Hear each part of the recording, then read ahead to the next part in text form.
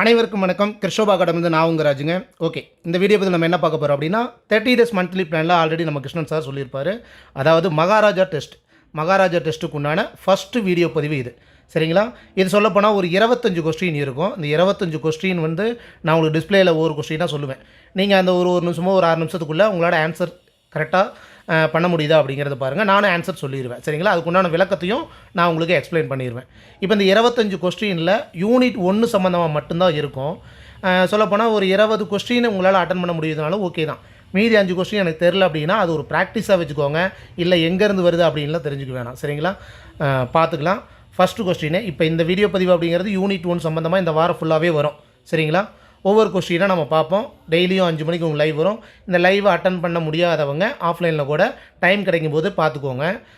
நீங்களே கெஸ் பண்ணுங்கள், அதாவது இந்த ஆன்சர் வருதா அப்படின்ட்டு. ஒரு சில கொஸ்டினுக்கு ஆன்சர் தெரியல அப்படிங்கும்போது அது எந்த ஆன்சர் வருது, எதனால் வருது, எங்கேருந்து இருக்குது அப்படிங்கிறது கூட நம்ம ஒரு ஐடியா பண்ணிக்கலாம். சரிங்களா?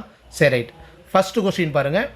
வருமொழி முதலில் ஞா, நா, மா ஆகிய மெல்லின எழுத்துக்கள், அதாவது ஞஞன நமன அப்படிங்கிற 6 எழுத்தில் இந்த 3 எழுத்து வரிசை, ஞா வரிசை, நா வரிசை, மா வரிசை வருது அப்படின்னா நிலைமொழி ஈற்றில் நிலைமொழியோட கடைசியில் வந்து ஐகாரம், அதாவது ஐ அப்படிங்கிற எழுத்து முடிகிற மாதிரி இருந்தால் அது என்னவா நிகழும் அப்படின்னு கேட்குறாங்க. சரிங்களா? இப்போ நான் கொஸ்டினை சொல்கிறதுக்குள்ளேயே நீங்கள் ஆன்சரை வந்து அதாவது கரெக்ட் பண்ண பாருங்கள் எந்த ஆன்சர் வரும் அப்படின்ட்டு. ஓகே, இப்போ வந்து வல்லினம் வருமா, மெல்லினம் வருமா, இடையினம் வருமா, எழுத்து கெடுமா அப்படின்னு பார்த்தா மெல்லினம் மிகும் அப்படிங்கிறது தான் ஆன்சர். ஓகேங்களா? என்ன ஏன் மெல்லினம் மிகும் அப்படின்னு பார்த்தா, இப்போ ஞா வரிசை, நா வரிசை, மா வரிசை, அப்போ வந்து அந்த வரிசை வரணும் எங்கே வருமொழியில். இப்போ ஒரு உதாரணத்துக்கு பனைன்னு இருக்குன்னு வைங்களேன். பனை ப்ளஸ் நுனின்னு வச்சுக்கோங்க. பனை நுனி. அப்போ இது வந்து நான் நூ வரிசைனா என்னது? நூனா நா வரிசை, நானா நீ நீ நூ அந்த வரிசை. அப்போ நா வரிசை வந்துருச்சு. பனை அப்படிங்கிறதுல ஐ அப்படிங்கிற ஐகாரமும் நிலைமொழி ஈற்றில் வந்திருக்கு. அப்போ என்ன சொல்கிறாங்க, இந்த மாதிரி வந்தது அப்படின்னா மெல்லினம் மிகும் அப்படின்னு நமக்கு தெரிஞ்சு போச்சு. இது ஒரு கான்செப்ட். புணர்ச்சி விதிங்கிறதுல இது ஒரு கான்செப்ட் நல்லா தெரிஞ்சுக்கணும். ஞாவரிசையோ இல்லை நாவரிசையோ இல்லை மாவரிசையோ வருது அப்படின்னா, நிலைமொழி ஈற்றில் ஐ வருது அப்படின்னா அதை சேர்த்து எழுதும்போது, அதாவது மெல்லின எழுத்துக்கள் ஞஞன நமன, அப்போ இதுக்கு உண்டான மெல்லின எழுத்து என்ன? இந்து. கரெக்டுங்களா? அப்போ என்ன வரும்?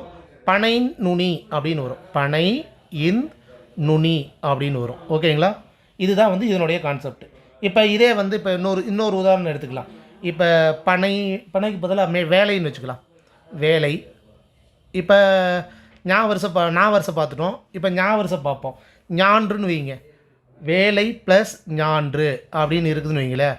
அப்போ இங்கே என்ன வரும்? இப்போ நிலைமொழி ஈட்டில் ஐகாரம் வந்துருச்சு, ஞா வரிசை வந்துருச்சு, அதாவது இந்த ஞா வரிசை வந்துருச்சு.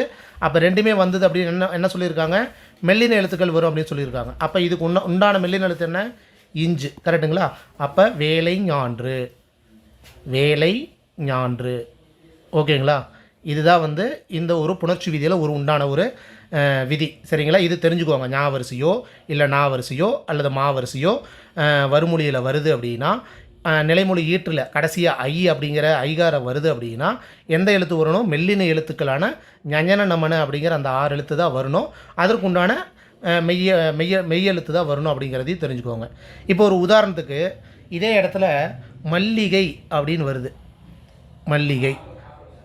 இப்போ பூ இப்படி இருக்குன்னு வைங்களேன். இப்போ கை, அதாவது ஐகாரம் முடிஞ்சிருச்சு. கரெக்டுங்களா? அவன் சொன்ன கான்செப்ட் பிரகாரம் ஐகாரம் முடிஞ்சிருச்சு. ஆனால் வருமொழியில் எழுத்து பா வரிசை வந்திருக்கு. அப்போ இங்கே என்னங்க வரும் அப்படின்னா வல்லின எழுத்து தான் வரும். கசட தவறு அப்படிங்கிற அந்த மெய் எழுத்து தான் வரும். அப்போ மல்லிகை பூ அப்படின்ட்டு தான் வரணும். நோட் பண்ணிக்கோங்க. சரிங்களா? சரி, ரைட். இது ஃபஸ்ட்டு கொஸ்டினுக்கு உண்டான ஆன்சர். இந்த மாதிரி ஒவ்வொரு கொஸ்டினுக்கும் நான் கொஸ்டின் படிக்கிறதுக்குள்ளேயே நீங்கள் ஆன்சரை வந்து சரி பண்ண பாருங்கள். எந்த ஆன்சர் வரும் அப்படிங்கிறத ஒரு கெஸ் பண்ணி போடுங்க. புக்கில் இருக்கிறது தான் மேக்ஸிமம் வரும். ஒரு 10 கொஸ்டினோ ஒரு 5 கொஸ்டினோ வந்து அவுட் ஆஃப் சோர்ஸ்லேருந்து வரும். அதுவும் உங்களால் ட்ரை பண்ண முடியுதாங்கிறது பாருங்கள். இது ஜஸ்ட்டு ப்ராக்டிஸ் தான். சரிங்களா? சரி, பார்க்கலாம். செகண்ட் கொஸ்டின், தூ ப்ளஸ் நாகா அப்படிங்கிறத சேர்த்து எழுதுனா துன்னாகா அப்படின்னு சொல்லிட்டாங்க. தூ ப்ளஸ் நாகா அப்படின்னா துன்னாகா அப்படின்னு சொல்லிட்டாங்க. இதில் தூ அப்படிங்கிறது என்னங்க பொருள் அப்படின்னு கேட்குறாங்க. அப்போ தூ அப்படிங்கிறது நமக்கு தெரியும், ஓரெழுத்து ஒரு மொழி. நம்ம பவனந்தி மொழிவர் எழுதிய 42 ஓரெழுத்து ஒரு மொழி இருக்குது. அப்போ தூ அப்படிங்கிறது என்ன அர்த்தத்தை தரும் அப்படின்னா, தூ அப்படிங்கிறது உன் அப்படிங்கிற அர்த்தத்தை தரும். தூ அப்படின்னா உன் அப்படிங்கிற அர்த்தத்தை தரும். இந்த கொடு அப்படின்னா நமக்கு தெரியுமில்ல, கொடுன்னா என்ன? தா. அப்புறம் வந்து ஈனாலும் கொடு, இதெல்லாம் வந்து கொடுக்கு உண்டான ஓரெழுத்து ஒரு மொழிக்கு உண்டான அர்த்தம். அப்போ 42 ஓரெழுத்து ஒரு மொழி வந்து நமக்கு எப்படி சொல்கிறது, இந்த ஃபிங்கர் டிப்ஸில் தெரிஞ்சிருக்கணும். 42 ஓரெழுத்து மொழினாலும் எப்படி கேட்டாலும் தெரிஞ்சிருக்கணும். அதை தவிர அவுட் சோர்ஸில் ஏதாவது ஓரெழுத்து ஒரு மொழி இருக்குதானா அதையும் கொஞ்சம் பார்த்துக்கிறது பெட்டர். சரிங்களா? சரி. இப்போ இந்த துன்னாகா அப்படிங்கிறதுக்கு இந்த இயல்பு வாழ்க்கையில் என்ன சொல்கிறாங்க அப்படின்னா, நம்ம சொல்கிறோம்ல டைலர் சொல்கிறோம் இல்லையா, தையல்காரர், டைலர்னு சொல்கிறோம் இல்லையா, அந்த தையல்காரர் கூட என்ன சொல்கிறாங்க, துன்னாகா அப்படின்னு கூட சொல்கிறாங்க. அதையும் நோட் பண்ணிக்குவாங்க. ஓகேங்களா? சரி, ரைட். இன்னொன்று வந்து தூணா உண் மட்டும் அப்படிங்கிற அர்த்தம் இல்லை, இன்னொரு அர்த்தமும் இருக்குது. அதாவது வந்து உண்ணு, உணவு, அப்புறம் வந்து அனுபவி அப்படிங்கிற ஒரு அர்த்தமும் இருக்குது அப்படிங்கிறத தெரிஞ்சுக்கோங்க. சரிங்களா? சரி, ரைட். 2 கொஸ்டின் முடிஞ்சது. மூணாவது கொஸ்டின் என்ன சொல்கிறாங்க, கூற்று காரணம் அடிப்படையில் வந்து ஒரு கொஸ்டின் வந்திருக்கு. என்ன அப்படின்னா, இது வந்து லாஸ்ட்டு குரூப் 4ல் வந்து இந்த ஒரே சொல்லாக தான் இருக்கும், ஆனால் அது 2 அர்த்தத்தை தரும் அப்படிங்கிற இதில் கேட்டிருந்தாங்க. சொல்லப்போனால் இந்த மரப்பெட்டி அப்படிங்கிற மாதிரி கேட்டிருந்தாங்க. மரப்பெட்டினா மரப்பெட்டியா இல்லை மரத்தால் ஆன பெட்டியா அப்படிங்கிற மாதிரி கேட்டிருந்தாங்க. அந்த மாதிரி அடிப்படையில் வந்த கொஸ்டின் தான் இது. கூற்று என்ன சொல்கிறாங்க, ஒரு கால் வருவான் அப்படின்னா இதில் என்ன சொல்கிறாங்க, ஒரு கால் என்பது எண்ணிக்கையை உணர்த்துகிறது அப்படின்னு சொல்கிறாங்க. ஒரு கால் என்பது எண்ணிக்கையை உணர்த்துகிறது அப்படிங்கிறாங்க. காரணம் என்ன சொல்கிறாங்க, இடைச்சொல்லாக வரும்போது கால் என்பது ஒருவேளை என்ற பொருளை தரும். அப்போ நம்ம எப்படி தெரிஞ்சுக்கிறது? இப்போ இதுக்கு உண்டான ஆன்சரை வந்து நீங்கள் ட்ரை பண்ணுங்கள், நான் சொல்கிறேன். அதாவது ஒரு கால் வருவான் அப்படிங்கும்போது இந்த ஒரு கால் நடுவில் இக்கு வந்தது அப்படின்னா தான் அது எண்ணிக்கை, அதாவது கவுண்டிங்கை தரும். இல்லை இக்குங்கிற இந்த மெய்யெழுத்து வரல ஒரு கால் அப்படின்னா அது என்ன வரும் அப்படின்னா ஒரு வேளை. அதாவது ஒரு கால், ஒரு வேளை, ஒரு நாள், ஏதோ ஒரு டைம் அப்படிங்கிற டைமில் வருவான்.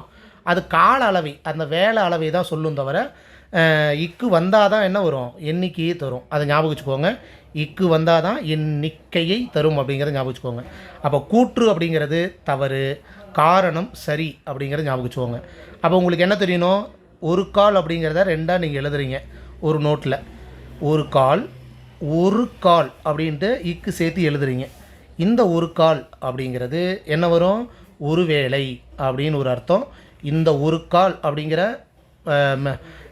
புள்ளியச் எழுத்து வருது அப்படின்னா, வல்லின எழுத்து வருது அப்படின்னா அதுதான் வந்து கவுண்டிங், அதாவது எண்ணிக்கையை தரும் அப்படிங்கிறத ஞாபகம் வச்சுக்கோங்க. சரிங்களா?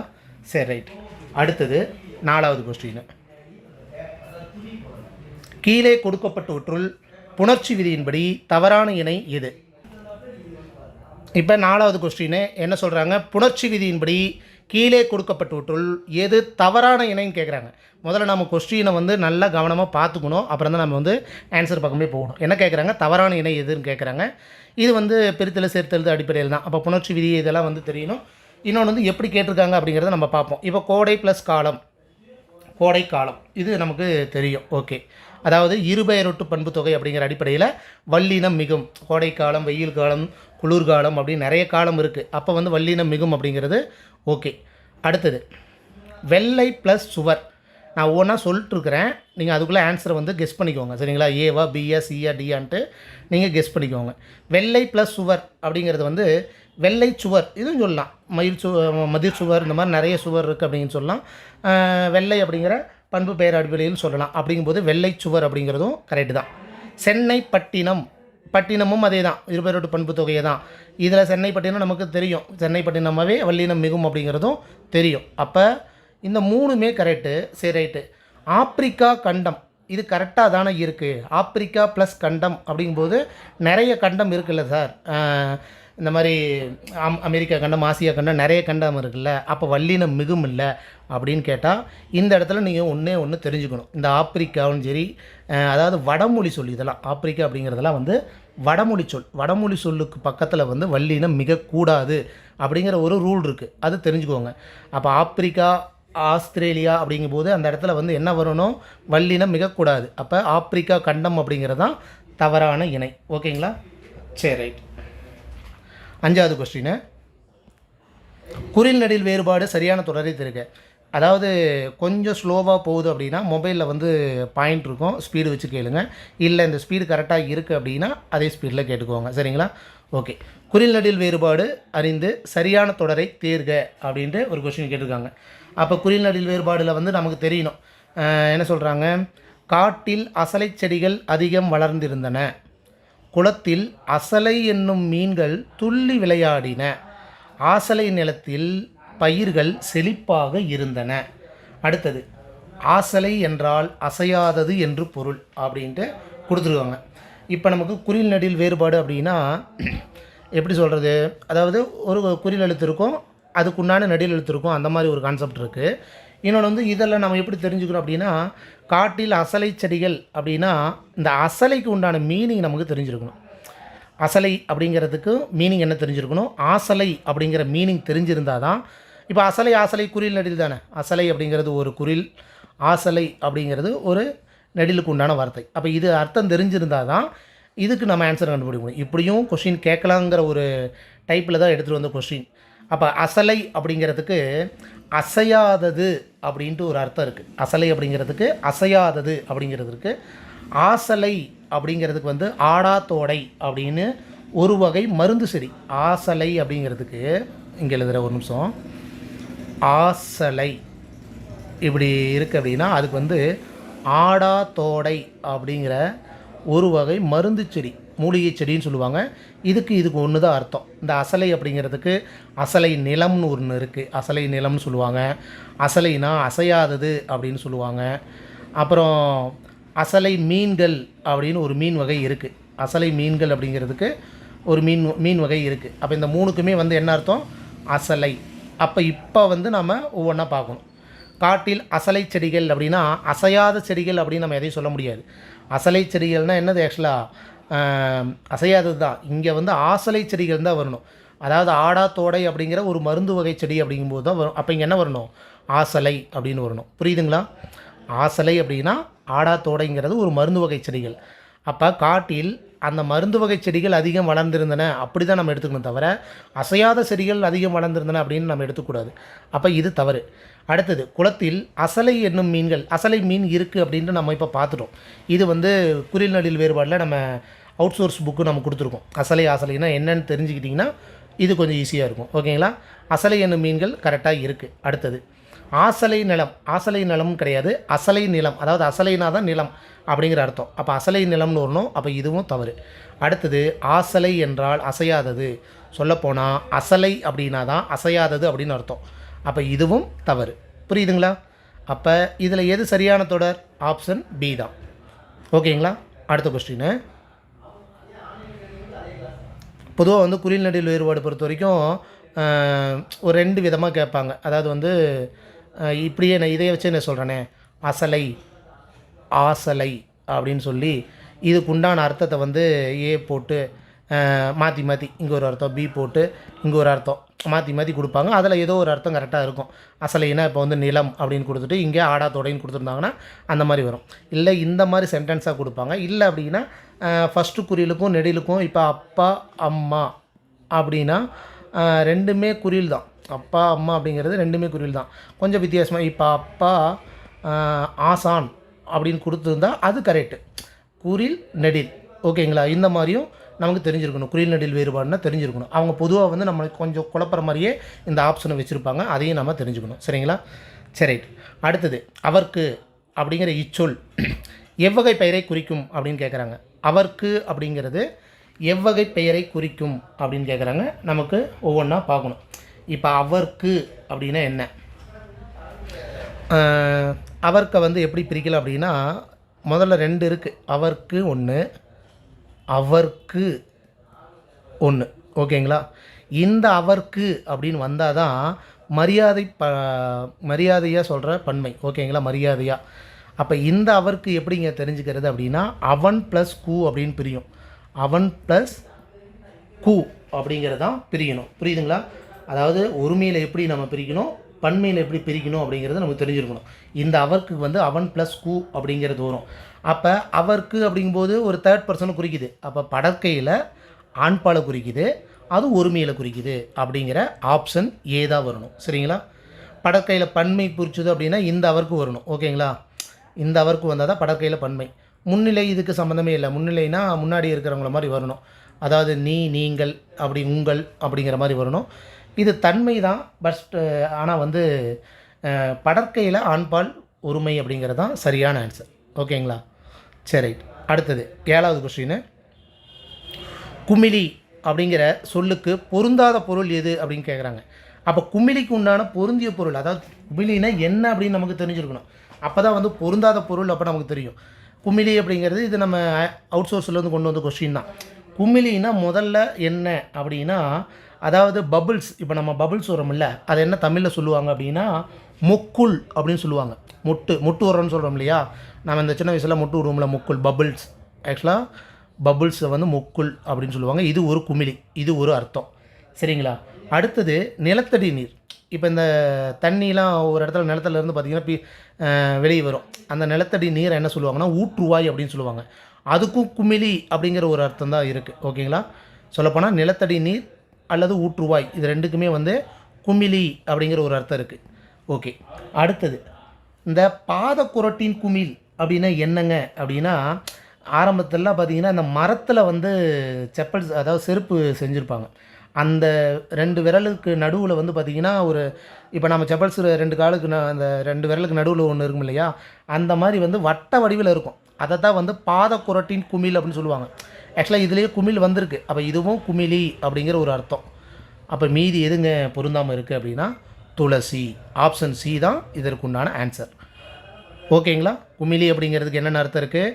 நிலத்தடி நீர், பபுள்ஸு, அப்புறம் வந்து இன்னொன்று இருக்குது, இந்த செடியில் மொட்டு போன்று மலருது, மலர்கள் மலருது அப்படின்னு சொல்கிறோம் இல்லையா, மொட்டு அப்படிங்கிற ஒரு அர்த்தம் இருக்குது.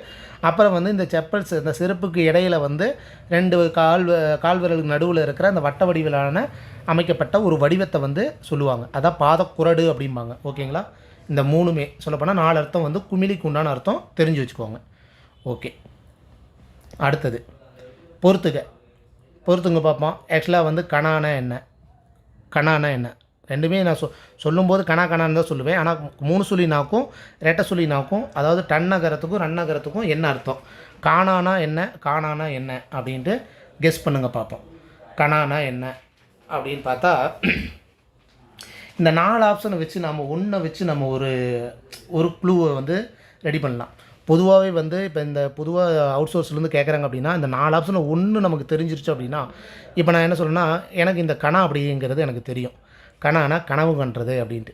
கனவு கண்டுறது நம்ம வந்து இந்த பழமொழியில் பார்த்துருப்போம். சொலவடை அப்படிங்கிறதுல சொப்பனத்தில் சொப்பனம் அப்படின்னா கனவு அப்படின்ட்டு. அப்போ கரெக்டு தானே? கனவுனா சொப்பனம் அப்படின்னு சொல்லுவாங்க. சொப்பனத்தில் கண்ட அரிசி சோத்துக்காகுமா அப்படிங்கிற மாதிரி ஒரு பழமொழியே இருக்குது சொலவடையில். அப்போ கனவுல கண்ட அரிசி சோத்துக்காகுமா அப்படிங்கிற மாதிரி இருக்குது. அப்போ சொப்பனம் அப்படிங்கிறது கனவு நமக்கு தெரிஞ்சு போச்சு. அப்போ ரெண்டாவதுக்கு 4 எங்கே இருக்குது? ரெண்டாவதுக்கு 4 இங்கே இருக்குது. அப்போ இதுதான் ஆன்சர். இப்படி வந்து தெரியாத பட்சத்தில் நாம் வந்து கொஞ்சம் கெஸ் பண்ணணும். ஓகேங்களா? அப்போ கணானா என்ன? 3 சுழி கணாக்கு என்ன வரும்? திப்பிலி. இதை நோட் பண்ணணும். இப்போ திரிகடுகம் அப்படிங்கிறது 3 வகை மருந்து நமக்கு தெரியும். அப்போ அந்த 3 வகை மருந்தில் ஒன்று திப்பிலி. அப்போ பாருங்கள், 3 சுழி கணாக்கு திப்பிலி அப்படிங்கிற ஒரு அர்த்தம் இருக்குது அப்படிங்கிறத நம்ம தெரிஞ்சுக்கணும். இது ஒரு பாயிண்ட்டு. அப்போ அடுத்தது என்ன? காணானா என்ன சொல்கிறாங்க?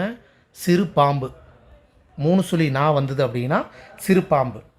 இதே ரெட்டை சுழி காணா வந்தது அப்படின்னா சுக்கானோட கைப்பிடி அப்படிங்கிறது அர்த்தம்.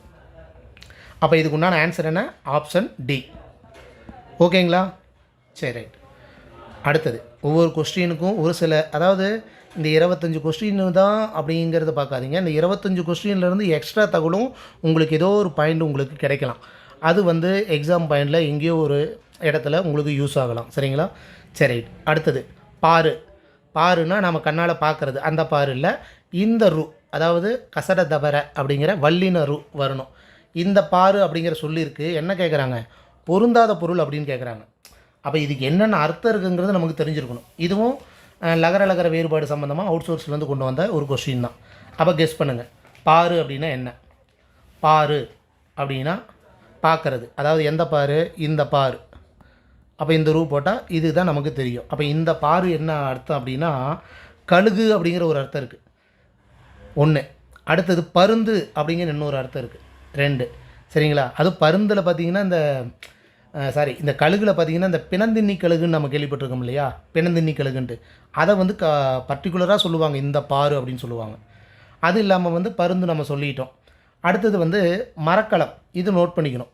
கப்பலையும் வந்து என்ன சொல்கிறாங்கன்னா இந்த பாரு தான் சொல்லுவாங்க. சரிங்களா? வல்லினத்துக்கிற அதாவது கசட தவறு அப்படிங்கிற வல்லினரு தான் வரணும். இதுவும் வந்து பாரு அப்படிங்கிறது அர்த்தம். அப்போ மீதி இருக்கிற மருந்து அப்படிங்கிறது இந்த பாரு. நாம் பார்க்குற பார்வையில் மருந்து அப்படிங்கிற மாதிரி ஞாபகம் வச்சுக்கோங்க. மருந்து சாப்பிட்ணுன்னா பார்த்து தான் சாப்பிட்ணும். அப்போ இந்த பாருக்கு வந்து மருந்து அப்படிங்கிற ஒரு அர்த்தம் இருக்குது. சரிங்களா? சரி, ஆப்ஷன் சி தான் இதற்கு உண்டான ஆன்சர். அடுத்தது 10வது கொஸ்டின். இதுவும் ரகர ரகர வேறுபாட்டிலிருந்து கொண்டு வந்த ஒரு கொஸ்டின் தான். கெஸ் பண்ணுங்கள். அதாவது விரலி விரலி விரலி விரலி சொல்லப்போனால் 2 விரலி சின்னரா, 2 விரலி பெரியரா, என்ன ஆன்சர் வரும் அப்படிங்கிறத கொஞ்சம் கெஸ் பண்ணுங்கள் பார்ப்போம்.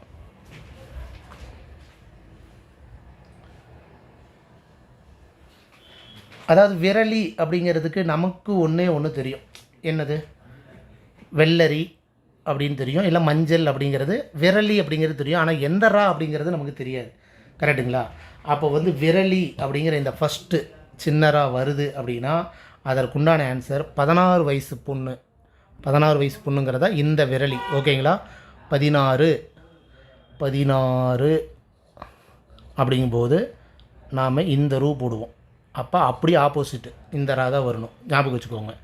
அடுத்தது இந்த விரலி. இந்த விரலிக்கு என்ன சொல்லுவாங்கன்னா பாணர் குலப்பெண் அப்படின்னு சொல்லுவாங்க. 1க்கு 4. அடுத்தது இந்த விரலிக்கு வந்து பாணர் குலப்பெண் அப்படின்னு சொல்லுவாங்க. சரிங்களா? 2க்கு 1. ஓகே. அடுத்தது அதேமாரி இந்த பெரிய ரா, இந்த விரலிக்கு என்ன அர்த்தம் அப்படின்னா மஞ்சள், விரலி மஞ்சள்னு கேள்விப்பட்டிருக்கீங்களா? அப்போ எந்த ரா வரணும்? பள்ளினரா தான் வரணும். அதுவும் நோட் பண்ணிக்கோங்க. ஓகேங்களா? அப்போ 2. அப்புறம் மீதி என்ன இருக்குது? 3. அந்த விரலிக்கு வந்து வெள்ளரி மஞ்சள் அப்படின்னு சொல்லுவாங்க. வெள்ளரி அப்படின்னு சொல்லுவாங்க. சொல்லப்போனால் 3. அப்போ 4 1 2 3 அப்படிங்கிறது எந்த ஆப்ஷனில் வருது? ஆப்ஷன் பி தான். அப்போ நீங்கள் எழுதி வச்சுக்கணும். இந்த விரலி அப்படிங்கிறதுக்கு என்ன அர்த்தம், இந்த விரலி அப்படிங்கிறதுக்கு என்ன அர்த்தம் அப்படிங்கிறத நோட் பண்ணிக்கணும். சரிங்களா? இப்போ இந்த விரலி அப்படிங்கிறதுக்கு 16 வயசு பொண்ணு. அப்புறம் இன்னொரு விரலிக்கு என்ன சொல்லியிருக்கிறோம்? 4வது 3. அப்போ வெள்ளரி, வெள்ளரி அப்படின்ட்டு எழுதி வச்சுக்கணும். அப்போ இந்த விரலிக்கு வந்து மஞ்சள், விரலி மஞ்சள் அப்படின்னு ஒன்று இருக்குது. இன்னொன்று வந்து பாணர் குலப்பெண் அப்படிங்கிறத தெரிஞ்சு வச்சுக்கோங்க. சரிங்களா? இதுவும் வந்து அவுட் சோர்ஸ்லேருந்து கொண்டு வந்த ஒரு கொஸ்டின் தான். சரி, ரைட். அடுத்தது கூற்று காரணம் அடிப்படையில் உயிரெழுத்து சம்மந்தமாக தான். இது உயிரெழுத்து சம்மந்தமாக தான். ஆல்ரெடி படிச்சிருந்தீங்கன்னா இது புக்குக்குள்ளே இருக்கிற ஒரு தகவல் தான். என்ன ஆன்சர் வரும் அப்படிங்கிறத கெஸ் பண்ணுங்கள். கூற்று என்ன சொல்கிறாங்க? தானத்தாலும், தானத்தாலும் அப்படிங்கிறது முதல்ல என்ன? பிறக்கும் இடம். பிறக்கும் இடம், ஒழிக்கும் முயற்சி அப்படின்ட்டு 2 வகையாக இருக்குது. அப்போ தானத்தாலும் அப்படிங்கிற ஒத்தவை உயிரெழுத்துக்கள் ஆகும் அப்படின்னு சொல்கிறாங்க. தானத்தாலும் பிறக்கின்ற எழுத்துக்கள் என்னது? ஆக்சுவலாக உயிரெழுத்து தான். அடுத்தது உயிரெழுத்துக்கள் அனைத்தும் மிடற்றை. மிடற்று அப்படின்னா கழுத்து. மிடற்று பாடல்னு ஒன்று இருக்குது. அந்த கழுத்தை உபயோகப்படுத்திட்டு பாடுற பாடல் கூட சொல்லுவாங்க. மிடற்றை பிறப்பிடமாக கொண்டு இதழ் விரித்தல், குவித்தல் போன்ற முயற்சிகளால் பிறக்கின்றன அப்படிங்கிறது உயிரெழுத்துக்கள் அப்படிங்கிறாங்க. அப்போ கூற்றும் சரிதான், காரணமும் சரிதான். அப்போ 2ம் சரி அப்படிங்கிறது எங்கே இருக்குது? கூற்று சரி, காரணம் தவறு. கூற்று தவறு அப்போ ஆப்ஷன் சியில் இருக்குது. கூற்று மற்றும் காரணம் 2ம் சரி. ஆஹா, சொல்லப்போனால் 2 இடத்துல இருக்குது. இதில் என்ன சொல்லியிருக்காங்க? இதில் சரியான விளக்கம் இல்லைங்கிறாங்க. இது சரியான விளக்கம். சரியான விளக்கம் தான். கழுத்தை பிறப்பிடமாக கொண்டு பிறக்கின்ற எழுத்துக்கள் வந்து உயிரெழுத்துக்கள் தான். அப்போ இது சரிதான். சரிங்களா? சரி, ரைட். அடுத்தது 1 பெற்றால் ஒளிபயம் 2 லிட்டர் கொடு 10 மீட்டர் தேவை 5 கிலோ வாங்கு. இது வந்து நம்ம எண்ணளவை, எடுத்தளவை, முகத்தளவை, நீட்டளவை, இது புக்கில் இருக்கிற தகவல். என்ன ஆன்சர் வருங்கிறத கெஸ் பண்ணுங்கள். சரிங்களா? 1 பெற்றால் உண்டு வாழ்வு ஒளிமயம். அப்புறம் 2 லிட்டரு கொடு 10 மீட்ரு தேவை 5 கிலோ வாங்கு அப்படின்னா என்ன வரும்? சரி, நான் ஒவ்வொன்றா சொல்கிறேன், அதுக்குள்ளே கெஸ் பண்ணுங்கள். சரிங்களா? இப்போ 1 பெற்றால் ஒளிமயம் அப்படின்னா எண்ணிக்கையை குறிக்குது. கரெக்டாக? எண்ணிக்கையை குறிக்குது அப்படின்னாவே என்ன வரும்? எண்ணளவை. அப்போ 1க்கு 4. அடுத்தது 2 லிட்டரு கொடு. 2 லிட்டரு கொடு அப்படிங்கும்போது ஒரு அளவை குறிக்குது. கரெக்டுங்களா? எப்படி குறிக்குது? எடுத்து மோந்து ஊற்றுறோம். அதாவது மோந்து ஊற்றுறோம்னா எடுத்து ஊற்றுறோம் அப்படிங்கிறது. அப்போ முகத்தல் அளவை குறிக்கும். கரெக்டுங்களா? அப்போ 4 3 வரணும். அடுத்தது 10 மீட்டர் அப்படின்னா லெங்க்த்து. எவ்வளவு மீட்டர் அப்படிங்கும்போது லெங்க்த். அப்போ நீட்டல் அளவை வரும். அப்போ 2. 5 கிலோ வாங்கு அப்படிங்கிறதுனா அது எடுத்தல் அளவை. 5 கிலோ 5 கிலோ எடு அப்படின்னா அவங்க எடுத்து கொடுப்பாங்க. அந்த கணக்கு நம்ம பார்த்துருக்கோம் இல்லையா? அப்போ அப்படிங்கும்போது 4, 3, 2, 1 அப்படிங்கிற ஆப்ஷன் எதில் வருது? ஏபிசிடியில் 4, 3, 2, 1 ஆப்ஷன் டி. ஆப்ஷன் டி தான் இதற்குண்டான ஆன்சர். ஓகேங்களா? சரி, ரைட். அடுத்தது ஒருமைப்பன்மை அப்படிங்கிற ஒரு டாப்பிக்கிலேருந்து ஒரு கொஸ்டின். முன்னிலை ஒருமைக்கு உரிய சரியான வினைமுற்று எது? முன்னிலை ஒருமைக்குரிய சரியான வினைமுற்று எது? உண்டு வந்தோமா, உண்டு வந்தானா, உண்டு வந்தாயா, உண்டு வந்தீர்களா அப்படிங்கும்போது அவன் என்ன ஃபஸ்ட்டு கேட்டிருக்கான்? முன்னிலைன்னு கேட்டிருக்கான். உண்டு வந்தாய் வந்தோம் அப்படிங்கும்போது ஒருமையை கேட்டிருக்கான். ஒருமை அப்படிங்கும்போது ஃபஸ்ட்டு நம்ம ஆப்ஷனை குறைக்கலாம். வந்தீர்கள் அப்படிங்கும்போது அது பன்மையாக போயிடும். அப்போ இதை விட்டுறலாமா? ஓகேங்களா? வந்தோம் அப்படிங்கிறது நிறைய பேர் குறிக்குது. அப்போ இதை விட்டுறலாமா? அப்போ மீதி 2 தான் இருக்கா? சி அல்லது பி, இந்த 2ல் தான் ஏதோ ஒன்று வரும். கரெக்டுங்களா? அப்போ உண்டு வந்தான் அப்படின்னா படற்கை, அதாவது உண்டு வந்தான், அவன் உண்டு வந்தான் அப்படின்னா அது படற்கை ஆகிடும். படற்கையில் ஒருமையாயிடும். இதே உண்டு வந்தாய் அப்படின்னா அதுதான் வந்து முன்னாடி இருக்கிறவன் நீ சாப்பிட்டு வந்துட்ட அப்படின்னு அர்த்தம். அப்போ முன்னிலையில் ஒருமைக்குரியது என்ன? உண்டு வந்தாய் அப்படிங்கிறது தான். சரிங்களா? அப்போ ஆப்ஷன் சி தான் இதற்கு உண்டான ஆன்சர், உண்டு வந்தாய் அப்படிங்கிறது. நல்லா நோட் பண்ணிக்கணும். உண்டு வந்தான் அப்படின்னா யாரோ ஒருத்தர் உண்டு வந்தான், அவன் உண்டு வந்தாயா, அவன் சாப்பிட்டு வந்தாயா, இவன் சாப்பிட்டு வந்தாயா அப்படிங்கிறது படற்கை ஆகிடும், முன்னிலை கிடையாது. உண்டு வந்தாய் அப்படின்னா தான் முன்னிலை வரும். ஓகேங்களா? சரி, அப்போ உண்டு வந்தோம் என்ன வரும்? உண்டு வந்தோம் அப்படிங்கிறது தன்மையில் பன்மையாயிடும். தன்மையில் பன்மையாயிடும். அப்போ உண்டு வந்தீர்கள் அப்படிங்கிறது முன்னிலை, அதாவது நீங்கள் முன்னாடி இருக்கணும் சாப்பிட்டு வந்தாங்க அப்படின்னா முன்னிலையில் பன்மையாயிடும். சரிங்களா? இன்னொன்று நல்லா தெரிஞ்சுக்கணும், முன்னிலையில் ஒருமைக்கே உண்டான விகுதி எழுத்து ஆய் அப்படிங்கிறது தான். அதையும் நோட் பண்ணி வச்சுக்கோங்க. சரிங்களா? 13க்கு உண்டான ஆன்சர் ஆப்ஷன் சி. அடுத்தது பொதுவாக வந்து ஒரு சொல்லை கொடுத்துட்டு வேர் சொல்லை கொடுத்துட்டு அதற்கு உண்டான வினைமுற்றோ பெயரச்சமோ வினையான பெயரோ தொழிற்பெயரோ கேட்பாங்க. இல்லை வந்து ஒரு சொல்லை கொடுத்துட்டு அதனுடைய வேர்ச்சொல் கேட்பாங்க. வேர்ச்சொல் அப்படிங்கிறது ஒரு கட்டளை சொல்லாக இருக்கணும், அது ஆர்டராக இருக்கணும், அதாவது கட்டளையிடுற மாதிரி இருக்கணும். அப்போ அந்த மாதிரி சொற்கள் மாதிரி ஒரு யூனிக்கான ஒரு வார்த்தை என்ன அப்படின்னா இந்த இடும்பை. இந்த இடும்பை அப்படிங்கிற ஒரு சொல்லுக்கு என்ன வேர்ச்சொல் அப்படிங்கிறத கெஸ் பண்ணுங்கள். இடுவா, இல்லை இடுமா, இல்லை இடும்பையா, இல்லை இதில் எதுவுமே இல்லையா அப்படின்னு பார்த்தா இடும்பை அப்படிங்கிறதுக்கு உண்டான வேர்ச்சொல் இடு அப்படிங்கிறது தான். அது என்ன இடு? இடும்பை அப்படிங்கிறது அதுக்கு உண்டான அர்த்தம் நோட் பண்ணிக்கோங்க, துன்பம் அப்படின்னு அர்த்தம். இடும்பைக்கு உண்டான அர்த்தம் துன்பம். அப்போ அதற்கு உண்டான வேர்ச்சொல் அப்படிங்கிறது இடு அப்படிங்கிறது தான். அதுதான் கட்டளையாக இருக்குது. அப்போ இடும்பை அப்படிங்கிறது ஒரு தொழிற்பெயராக மாறிடும். பை அப்படிங்கும்போது ஐயில் முடியுது. இடும் அப்படிங்கிறது வராது. இவை எதுவும் இல்லை அப்படிங்கிற ஆப்ஷனும் வராது. ஆப்ஷன் ஏ தான் இதற்கு உண்டான ஆன்சர். ஓகேங்களா? சரி, அடுத்தது சந்திப்பிழையை நீக்குக. சந்திப்பிழையை பொறுத்த வரைக்கும் வல்லின மிகுமிடம் வல்லின மிகா இடம் 2 விதமாக இருக்குது. ஏதோ ஒரு கான்செப்ட்டு நமக்கு ஃபுல்லாக தெரிஞ்சிருக்கணும். ஒன்று 100% வல்லின மிகும் தெரிஞ்சிருக்கணும், இல்லைன்னா வல்லின மிகாத இடம் எந்தெந்த கான்செப்ட் அப்படிங்கிறது தெரிஞ்சிருக்கணும். அப்படி தெரிஞ்சதுன்னா கொஞ்சம் ஈஸியாக இருக்கும். ஓகேங்களா? கெஸ் பண்ணுங்கள். அந்த பையன் சொன்ன செய்தி நல்லது. இதில் எது வந்து சந்திப்பிழை இல்லாத கரெக்டான வேர்டு? சந்திப்பிழை இல்லாதது ஒன்று எது அப்படிங்கிறது எதுன்னு சொல்லுவோம் பார்க்கலாம். ஆப்ஷன் ஏ பார்ப்போம். அந்த பையன் சொன்ன செய்தி நல்லது. இப்போ இதில் ஒன்றே நம்ம எடுத்தோன்னே தெரிஞ்சுக்கலாம். அந்த, இந்த, எந்த அப்படிங்கிற சொல்லுக்கு பின்னாடி வல்லினம் மிகும் அப்படிங்கிறது நம்ம படிச்சிருக்கோம். கரெக்டுங்களா? அந்த, இந்த, எந்த, அத்தனை, இத்தனை, எத்தனை அப்படிங்கிற மாதிரி, அத்துணை, எத்தனை, இத்துணை, அந்த மாதிரி நிறையா இருக்குது. அதில் வந்து அந்த, இந்த, எந்த, அப்போ அந்த அப்படிங்கிற இடத்துல வல்லினம் மிகணும். அப்போ இதை கேன்சல் பண்ணிடலாம், இதையும் கேன்சல் பண்ணிடலாம். அப்போ ஆப்ஷன் ஏவும் ஆப்ஷன் சியில் தான் ஆன்சர் இருக்குது அப்படிங்கிறது நமக்கு தெரியும். அப்போ 2வது வார்த்தை பார்ப்போம். அந்த பையன், அந்த பையன். ஓகே, சொன்ன செய்தி, இங்கே இச்சு இருக்குது, இங்கே இச்சு இல்லை. அப்போ இங்கே தான் ஏதோ ஒரு தப்பு இருக்குது அப்படிங்கிறத நம்ம கெஸ் பண்ணணும். சொன்ன அப்படின்னா என்னது? சொன்ன அப்படிங்கிறது அதுக்கப்புறம் வர செய்தி வந்துருச்சு. அப்போ அது ஒரு பெயரச்சமாகும். அப்போ பெயரச்சத்துக்கு பின்னாடி வல்லினம் மிகாது அப்படிங்கிற ஒரு கான்செப்ட் நமக்கு தெரிஞ்சிருந்தது அப்படின்னா என்ன வரணும்? இச்சு, அதாவது வல்லினம் எடுத்து மிகக்கூடாது. அப்போ ஆப்ஷன் சி தான் கரெக்டான ஆன்சர். அந்த பையன் சொன்ன செய்தி நல்லது, அவ்வளோதான். சொன்ன செய்தி அப்படிங்கிறத வரக்கூடாது. ஆப்ஷன் சி தான் இதற்கு உண்டான ஆன்சர். கெஸ் பண்ணிக்கோங்க. சரிங்களா? ஆப்ஷன் சி தான் இதுக்கு உண்டான ஆன்சர். 2 கான்செப்ட் தான். அந்த இந்த எந்த அந்த சொற்களுக்கு பின்னாடி வல்லின மிகம் 1. 2வது வந்து சொன்ன அப்படிங்கிறது பெயரெச்சம் ஆகிடும். அதாவது சொன்ன செய்தின்னு வந்துருச்சு. அதனால் பெயரெச்சத்துக்கு பின்னாடி வல்லின மிகாதுங்கிறது ஒரு கான்செப்ட். அதுக்கு பின்னாடி வல்லின மிகாதனால ஆப்ஷன் சி தான் இதற்கு உண்டான ஆன்சர். அடுத்தது 16வது கொஸ்டின். குறில் நெடில் மாற்றத்தில் சரியான இணையை காண்க. இப்போ தான் சொன்னேன் குறில் நெடில் மாற்றத்தில் எப்படி கொஸ்டின் கேட்பாங்க அப்படிங்கிறது இதுக்கு முன்னாடியே சொல்லிட்டேன். அப்போ பாருங்கள், அம்மா அழகு, அப்பா ஆசான், மாமன் மகள், பாட்டி வைத்தியம். இப்போ இது எல்லாமே நம்ம பார்க்கும்போது டக்கு டக்குன்னு பார்த்த வார்த்தையாகவும் யூஸ் பண்ண வார்த்தையாகவே இருக்கும். அவங்க இப்படி தான் நம்ம ஒவ்வொரு டைமையும் குழப்புவாங்க. நாம் கெஸ் பண்ணணும் குறில் நெடியில் எது சரியாக இருக்குது அப்படின்ட்டு. அப்போ குறில் நெடில்னால் ஃபஸ்ட்டு எழுத்தில் குறில் இருக்கணும், செகண்ட் எழுத்தில் அதாவது செகண்ட் சொல்லில் வந்து நெடில் இருக்கணும். ஃபஸ்ட்டு சொல்லில் குறில், செகண்ட் சொல்லில் நெடில் இருக்கணும். அப்படி பார்க்கும்போது ஆ ஆ வராது. கரெக்டாக? மா மா அதாவது இது ஃபஸ்ட்டு வரணும், இது செகண்ட் வரணும், இன்டர்சேஞ்சாக இருக்குது. அப்போ இதுவும் வராது. ஆ ஆ கரெக்டாக இருக்குது. குறியில் வந்திருக்கு, நெடில் வந்திருக்கு. பாட்டி வைத்தியம் இதே சம்மந்தமே இல்லாமல் வந்திருக்கு. அப்போ ஆப்ஷன் பி தான் இதற்கு உண்டான ஆன்சர்.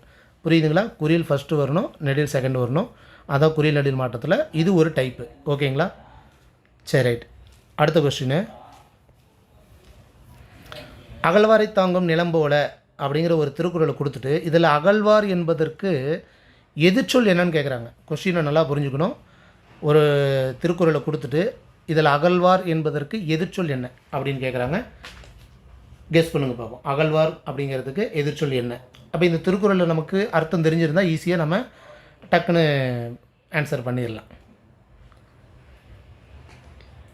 சரி, ஓகே. அகழ்வாரை தாங்கும் நிலம்போல் அப்படின்னா அதாவது அகழ்வார் அப்படின்னா தோன்றுவார் அப்படின்னு அர்த்தம். அதாவது தோன்றுதல் அப்படின்னு அர்த்தம். அப்போ அதற்கு உண்டான எதிர்ச்சொல் இதில் கரெக்டாக இருக்குது அப்படின்னா மறைப்பார் அப்படிங்கிற ஆப்ஷன் சி தான். சரிங்களா? காப்பார் அப்படிங்கிறது வராது, புகழ்வார் அப்படிங்கிறது வராது. நீங்கள் ஒன்று நோட் பண்ணலாம். அதாவது அகழ்வார்னா இகழ்வார் தானே வரும். அப்படின்னா இகழ்வார் அப்படிங்கிறதுக்கு அர்த்தம் தெரிஞ்சிருக்கணும். இகழ்வார் அப்படின்னா அவமதிப்பவர், தாழ்வாக பேசுகிறவங்க, அதாவது குறைச்சி பேசுகிறவங்க அப்படின்னு சொல்லுவாங்க. அப்போ இகழ்வார் அப்படின்னா அந்த மீனிங் ஆகிடும். அகழ்வார் அப்படின்னா தோண்டுவார் அப்படின்னு அர்த்தம். தோண்டுவாருக்கு ஏற்றவர் எதிர்ச்சொல் வந்து மறைப்பார் அப்படிங்கிறது தான். ஆப்ஷன் சி தான். அடுத்தது உரார் அப்படிங்கிற சொல்லிற்கு கேளிர் என்பது எவ்வகை சொல்? இப்படியும் கேட்கலாம். இப்போ உரார் என்ற சொல்லிற்கு அர்த்தம் என்ன அப்படின்னு கேட்கலாம். இல்லை உரார் என்ற சொல்லிற்கு வேர்ச்சொல் என்னன்னு கேட்கலாம். இல்லை உரார் என்ற சொல்லிற்கு எதிர்ச்சொல் என்னன்னு கேட்கலாம். இப்போ என்ன கேட்டிருக்காங்க, உரார் என்ற சொல்லிற்கு அர்த்தத்தை கொடுத்துட்டான். இது எந்த வகை சொல் அப்படின்னு கேட்குறான். அதாவது பொருளா, இல்லை எதிர்ச்சொல்லா, இல்லை வந்து வேர்ச்சொல்லா, இல்லை வினைமுற்றா அப்படிங்கிற மாதிரி கேட்குறாங்க. அப்போ உரார் அப்படிங்கிறதுக்கு கேளீர் அப்படிங்கும்போது சம்மந்தமே இல்லாமல் வினைமுற்று வராது. ஓகே. உரார் அப்படிங்கிறதுக்கு வேர்ச்சொல் கேளீருங்கிறது வராது. அப்போ இந்த ரெண்டுமே வராது. ஒன்று அர்த்தமாக இருக்கணும், இல்லைன்னா எதிர்ச்சொல்லாக இருக்கணும். அப்போ என்ன வரும் அப்படிங்கிறத கெஸ் பண்ணுங்கள். முதல்ல கேளீர் அப்படின்னா நமக்கு தெரிஞ்சிருக்கும். கேளீர் அப்படின்னா உறவினர் அப்படின்னு தெரியும். கரெக்டுங்களா? அப்போ உரார் அப்படிங்கிறதுக்கு அர்த்தம் தெரிஞ்சது தான் இதுக்கு ஆன்சர் பண்ண முடியும். உரார் அப்படின்னா பகைவர் அப்படின்னு அர்த்தம். உரார் அப்படின்னா பகைவர் அப்படின்னு அர்த்தம். இப்போ கெஸ் பண்ணியிருப்பீங்க அநேகமாக. அப்போ ஆன்சர் என்ன வரும்? ஆப்ஷன் சி தான். பகைவர்னு சொல்லிட்டோம் உரார்னா. அப்போ கேளீர்னா உறவினர் சொல்லிட்டோம். அப்போ வந்து கொஞ்சம் எதிர்ச்சொல் கரெக்டாக இருக்குது. ஆப்ஷன் சி தான். உரார் என்ற சொல்லியிருக்கு, கேளீர் என்பது எதிர்ச்சொல் அப்படிங்கிறது. ஓகேங்களா? சரி, ரைட். அடுத்தது அசுவந்தம் என்ற சொல்லியிருக்கு பிற பொருள்கள் எவை? ஆக்சுவலாக இது வந்து நம்ம அவுட் சோர்ஸ் புக்கு கொடுத்த பிடிஎஃபாக கொடுத்துருக்கோம் இல்லையா, அதிலிருந்து கொண்டு வந்த கொஸ்டின் தான். அதில் என்ன பொருள் வரும் அப்படிங்கிறத கெஸ் பண்ணுங்கள். அசுவந்தம் அப்படின்னா என்ன?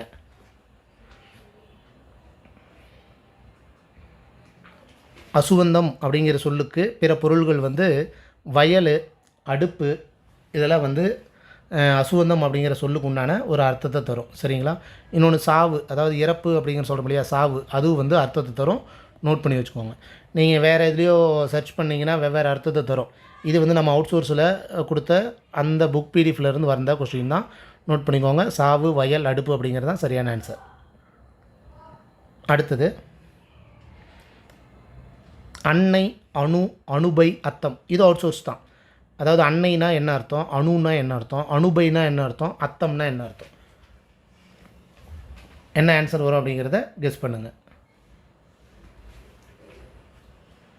அன்னை அப்படின்னா அறிவிலி அப்படிங்கிறது ஒரு அர்த்தம். அன்னை அப்படின்னா அறிவிலி. அப்போ எங்கே இருக்குது? 1க்கு 3 ஆப்ஷன் டி தான். அப்போ மீதி அர்த்தத்தையும் தெரிஞ்சுக்கணும். அணு அப்படிங்கிறது மந்திரம் அப்படின்னு அர்த்தம். அணுபை அப்படிங்கிறது வந்து மின்னல். அணுபை அப்படின்னா மின்னல் அப்படின்னு அர்த்தம். அத்தம் அப்படின்னா கண்ணாடி. நோட் பண்ணிக்கோங்க, அத்தம் அப்படின்னா கண்ணாடி. அப்போ ஆப்ஷன் டியில் தான் ஆப்ஷன் சரியாக இருக்குது. அதுதான் ஆன்சர். அடுத்தது, கீழ்காணும் வேற்றுமைகளை அவற்றின் சரியான உதாரணங்களோடு பொறுத்துக. இது நமக்கு 8 வேற்றுமைக்கு உண்டான ஒரு கொஷின் தான். இது புக்கில் இருந்து கேட்ட கொஷின் தான். ஆன்சர் பண்ணி பார்க்கலாம். எழுவாய் வேற்றுமை, 4ஆம் வேற்றுமை, 6ஆம் வேற்றுமை, 8ஆம் வேற்றுமை.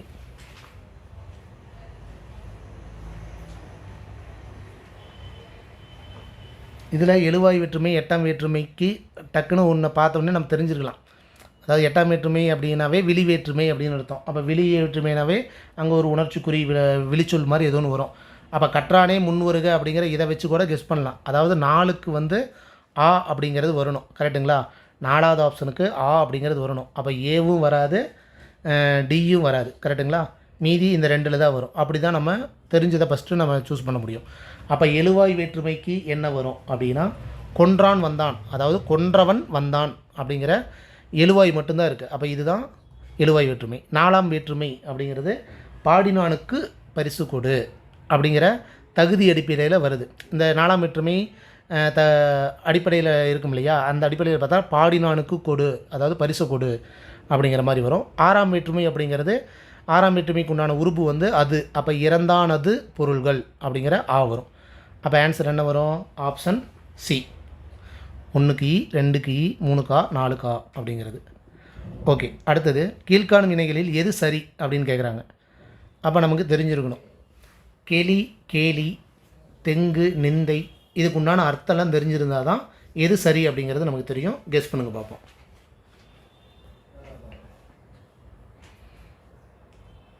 ஓகே. கீழ்காணும் வினைகளில் எது சரியானது அப்படின்னு பார்த்தா தெங்கு அப்படிங்கிறது நமக்கு தேங்காய் அப்படின்னு நமக்கு தெரியும். இங்கே மகளிர்னு கொடுத்துருக்காங்க. அப்போ இது தப்பு அப்படிங்கிறது நமக்கு தெரிஞ்சு போச்சு. அப்போ மீதி 3 நம்ம பார்க்கணும். அடுத்தது, நிந்தை அப்படிங்கிறது வந்து ஒரு பழிக்கிறது. நிந்தை அப்படின்னா தூற்றுதல், பழித்தல் அப்படின்னு அர்த்தம். அதாவது பழித்தல், தூற்றுதல் அப்படிங்கிறது அர்த்தம். அப்போ நிந்தையும் விளையாட்டுன்னு கொடுத்துருக்காங்க. அப்போ இதுவும் தவறு. அடுத்தது, கேலி. இந்த கேலி அப்படிங்கிறதுக்கு என்ன சொல்லுவாங்க? அதாவது ஏமாத்துறது இந்த மாதிரி சொல்லுவாங்க. சரிங்களா? அப்போ கேலி ஏளனம் பண்ணுறது, கேலி பண்ணுறான் அப்படின்னு சொல்லுவாங்க. இந்த கேலி தான் கரெக்டு. இது கரெக்டாக தான் இருக்குது. ஏளனம் பண்ணுறது கரெக்டாக இருக்குது. இந்த கேலி அப்படிங்கிறதுக்கு வெற்றி அப்படிங்கிறது தான் அர்த்தம். இந்த கேலி அப்படிங்கிறதுக்கு வெற்றி அப்படிங்கிறது அர்த்தம். நட்பு அப்படிங்கிறதுக்கு கேண்மை அப்படின்னு நம்ம சொல்லுவோம். கரெக்டுங்களா? கேண்மை தான் நட்பு. அப்போ இது வந்து தவறாக இருக்குது. ஆப்ஷன் பி தவறு. எது சரி அப்படிங்கும்போது ஆப்ஷன் டி. கேலி பண்ணுறான் அப்படிங்கும்போது ஏளனம் பண்ணுறான். ஆப்ஷன் டி தான் தவறாக இருக்குது. ஓகேங்களா? ஓகே. விளையாட்டுக்கு இன்னொன்று என்ன அர்த்தம் நம்ம சொல்லலாம்? கலங்குனா விளையாட்டு. எந்தலா வரணும்? சிறப்புலா வரணும். ஓகேங்களா? சரி, ரைட். அடுத்தது, லௌகீகம் அப்படிங்கிறதுக்கு நேரடி பொருள் என்ன அப்படின்னு கேட்குறாங்க. லௌகீகம் அப்படின்னா என்ன?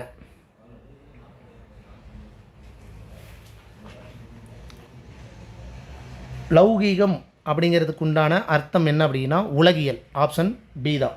சரிங்களா? தெரிஞ்சு வச்சுக்கோங்க. லௌகீகம் அப்படின்னா உலகியல் அப்படின்ட்டு. அடுத்தது, சதாப்தி என்ற சொல்லில் உள்ள அப்தம் என்ற சொல்லின் பொருள் என்ன அப்படின்னு கேட்குறாங்க.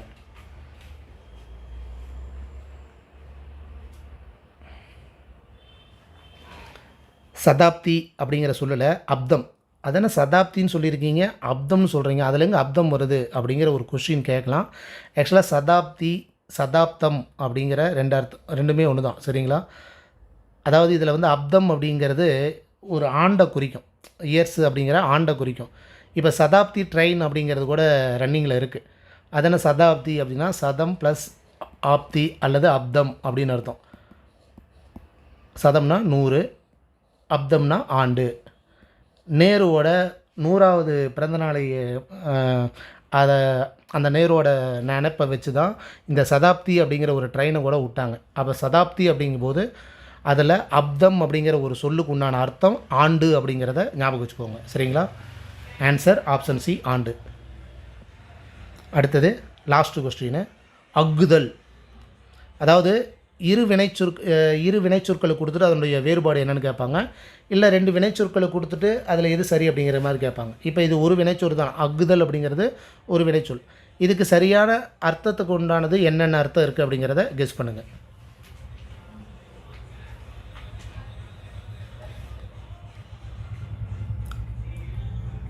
அக்குதல் அப்படின்னு ஒன்று இருக்குது, அகழ்தல் அப்படிங்கிற ஒன்று இருக்குது, அந்த மாதிரி நிறையா இருக்குது. அப்படிங்கும்போது அக்குதல் அப்படின்னா சுருங்குதல் அப்படிங்கிற ஒரு அர்த்தம். அதாவது சிறுத்தல், ரெண்டுமே ஒரே அர்த்தம் தான். சிறுத்தல்னாலும் சுருங்குதல் அப்படிங்கிற மாதிரி வரும். கூறாதல், கூர்மையாதல், கத்தியை கூர்மை பண்ணுறோம் இல்லையா, அந்த கூறாதல் அப்படிங்கிற ஒரு அர்த்தத்தை தரும். தெரிஞ்சு வச்சுக்கோங்க. அக்குதல் அப்படின்னா சுருங்குதல், சிறுத்தல், கூறாதல். ஓகேங்களா? சரி, ரைட். அவ்வளோதாங்க. இது ஃபஸ்ட்டு வீடியோவுக்கு உண்டான 25 கொஸ்டின். இந்த 25 கொஸ்டினில் நீங்கள் எத்தனை மார்க் எடுத்திருக்கீங்கன்ட்டு பார்த்துக்கோங்க. இல்லை ஒரு சில கொஸ்டினுக்கு நான் கரெக்டாக கெஸ் பண்ணிட்டேன் அப்படின்னாலும் சந்தோஷம் தான். இந்த மாதிரி ஒவ்வொரு வீடியோ பதிவும் ஒரு 25 கொஸ்டினாக வரும். முடிஞ்ச அளவுக்கு அதை அட்டன் பண்ணி ப்ராக்டிஸ் பண்ணிக்கோங்க, சரிங்களா? ஆனால் புக்கில் இருக்கிற கொஸ்டினை மட்டும் நீங்கள் தப்பாக மட்டும் ஆன்சர் பண்ண இது பண்ணிக்காதீங்க. வேணால் புக்கில் இருக்கிறது கண்டிப்பாக உங்களுக்கு தெரிஞ்சிருக்கணும். ஓகேங்களா? சரி, ஓகே. இப்போ நான் மறுபடியும் அடுத்த வீடியோ பதிவு, 2வது வீடியோ பதிவு நாளைக்கு உங்களுக்கு வரும்.